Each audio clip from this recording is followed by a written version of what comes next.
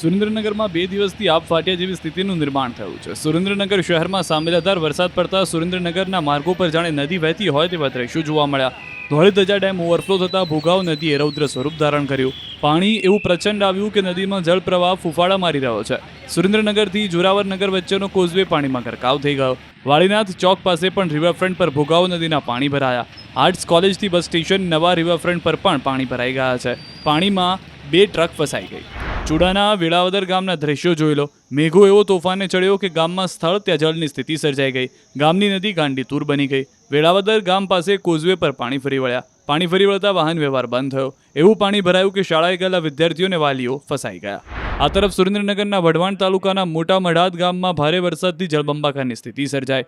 મોટા મઢાત ગામ પાસેથી પસાર થતી નદીમાં પાણીની આવક વધતા આસપાસના ખેતરો અને મકાનોમાં પાણી ઘૂસી ગયા.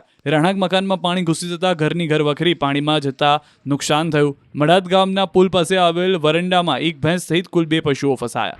સાયલામાં પણ મેઘરાજાએ સપાટો બોલાવ્યો. 2 દિવસથી સતત વરસાદ પડતા ગામ આખું પાણી થઈ ગયું. સાયલા, વખતપર, ડોળિયા, સુદામડા, નવાગામ સહિતના ગામોમાં જળબંબાકારની સ્થિતિ સર્જાઈ. મોરસલ સહિતના ડેમોમાં પાણીના નવા નીર આવ્યા. સાર્વત્રિક વરસાદથી ખેડૂતોમાં આનંદની લાગણી ફેલાઈ.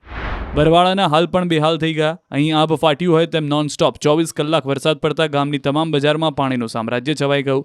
શહેરના અનેક વિસ્તારો પાણીમાં ગરકાવ થઈ ગયા. સરકારી કોલેજ વિસ્તારમાં પાણી ભરાતા લોકોનું સ્થળાંતર કરવાની ફરજ પડી. મોરબીમાં પણ વરસાદના તોફાની મિજાજથી અનેક રસ્તાઓ પાણીમાં ગરકાવ થઈ ગયા. હળવદના ઘનશ્યામપુર અને ભલ ગામડા વચ્ચે નાલના અધૂરા કામને કારણે રસ્તો બંધ થઈ ગયો. પાણી ભરાતા શાળાએ ગયેલા બાળકો ફસાઈ ગયા. જીવના જોખમે બાળકો રોડ પસાર કરતા નજરે પડ્યા. તો ખંભાત શહેરમાં પણ વરસાદે જમાવટ કરી.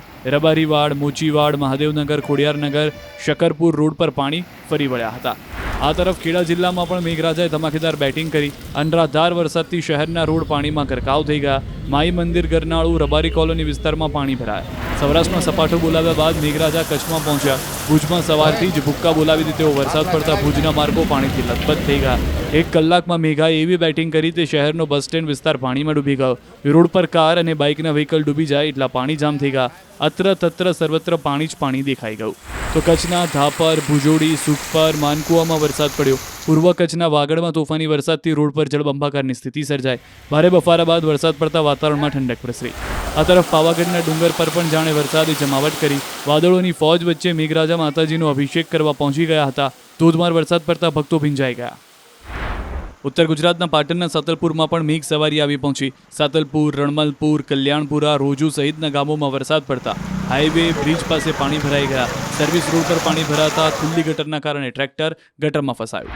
આણંદ જિલ્લામાં સાર્વત્રિક વરસાદથી ખેતરો પાણી થઈ ગયા. સોજિત્રા તાલુકામાં વરસાદથી બાજરીનો પાક પાણીમાં ડૂબી ગયો.